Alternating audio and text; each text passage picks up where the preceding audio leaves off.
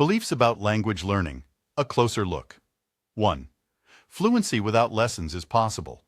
Many people learn to speak a foreign language well without formal instruction, especially when they're motivated, exposed to the language often, and have opportunities to communicate.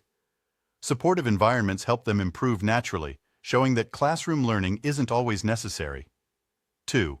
Many students finish school unable to speak the language.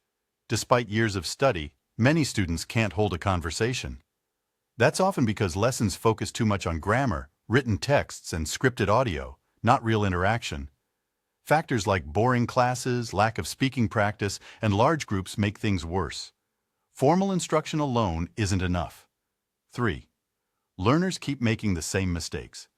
Even after correction, students often repeat errors. Knowing the rule doesn't always mean they can use it.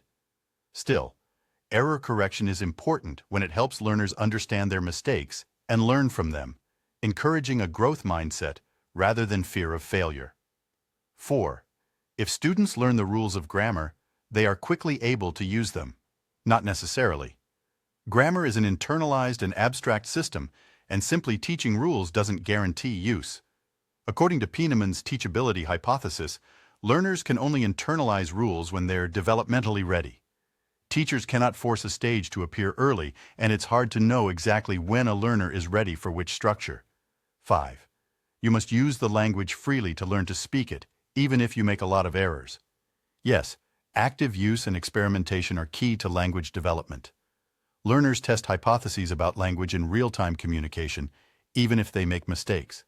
Swain, 1998, showed that verbalizing problems helps learners notice and reflect on grammar and vocabulary more deeply. 6. Teachers should always correct student errors. Not always. Overcorrecting, especially pronunciation or small mistakes, can slow the lesson and demotivate learners. Teachers need to balance correction with allowing learners to use language freely, especially during private or low-stakes use of language like speaking activities. 7. Reading widely is one of the best ways to learn another language. True. Extensive reading increases exposure to vocabulary and structure in context. The best learners use all available opportunities, and reading is often a low-pressure, high-input source of language. 8. People of all intellectual abilities can successfully learn another language. Yes, language learning is possible for everyone. While intellectual aptitude may matter more in formal grammar-based settings, communicative environments benefit learners of all abilities. Everyone has a natural capacity to learn language. 9. The younger you are, the better you will learn another language. Partially true. The critical period hypothesis suggests younger learners, especially pre-puberty, are better at achieving native-like fluency and pronunciation. However, adults often learn faster at first because they use more advanced strategies, while children benefit more from exposure and context, especially without grammar-heavy instruction. 10. Extroverts make better language learners. Not necessarily. Language learning depends on many factors: previous learning experience, motivation, aptitude, cognitive style. Age and personality. Good learners tend to use more learning strategies. As O'Malley and Chameau, 1990, described: metacognitive, planning, monitoring, evaluating; cognitive, organizing new info, using tools; social, asking for help, practicing with others. Different personalities may prefer different strategies, but no type has an automatic advantage. 1. Exposure, essential. Learners must be exposed to real, rich, and comprehensible input, spoken or written language in authentic use. This exposure can be both conscious and subconscious, often involving learners noticing how others express meanings they themselves want to express. Important aspects include comprehensible input, language that is understandable but still slightly challenging; input enhancement, highlighting key language forms so learners can notice them; quality over quantity, deep, meaningful input is more valuable than shallow exposure. 2. Use of language, essential. Learners need to actively use the language to speak, write, and interact. Output supports learning in several ways.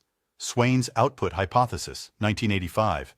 Comprehension can rely on meaning only, semantic processing, but production forces attention to grammar and structure, syntactic processing. Skehan, 1998, built on this, stating that output, generates better input by eliciting feedback, forces learners to process syntax deeply, allows learners to test hypotheses about grammar, helps automatize existing knowledge, develops discourse skills, for example, speaking in longer stretches, builds a personal voice by letting learners steer conversations, creates auto-input, learners listen to themselves and reflect. In task-based teaching, output is vital for developing fluency, control, and interlanguage growth. 3. Motivation, essential. Motivation drives learners to engage with the language, to read, listen, speak, and write. Without it, learning slows down, even with strong input and good instruction. Motivation is supported by a real need or desire to communicate, enjoyment of the language or culture, meaningful personal goals. 4. Instruction, desirable. While not essential like the other three, instruction plays a strong supporting role. It helps learners notice important features of the language and practice them effectively.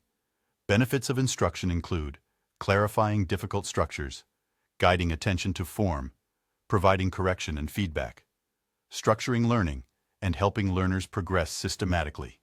1. 3 key aspects of language production. Skehan identifies 3 dimensions that affect how learners produce language. Fluency, using language smoothly and in real time to communicate meaning. Accuracy, correct use of language structures learners have already acquired. Complexity, use of advanced, elaborate, and varied structures at the edge of their ability. Tasks can influence which of these areas learners focus on. 2. Motivation. Motivation is the drive to engage with the language and persevere through challenges. It is essential for processing input and producing language. Types of motivation. Gardner and Lambert, 1972. Integrative. Desire to become part of the target language culture and community. Instrumental. Learning a language for practical benefits, jobs, education, status. Research suggests integrative motivation is more strongly linked to successful language learning. Dorney's 3-level model, 1994. Language level. Value of the language and its culture. Learner level. Individual characteristics like self-confidence and curiosity. Learning situation level. Classroom climate, teacher and peer group dynamics. 3. Instruction.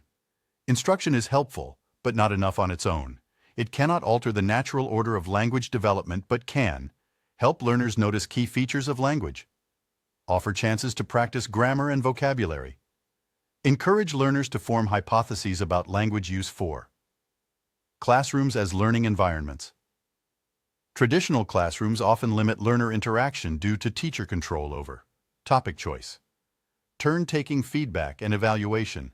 Task-based learning encourages student-led communication, reduces teacher domination, promotes more natural interaction and target language use, increases motivation and mental engagement by focusing on personal expression and meaning.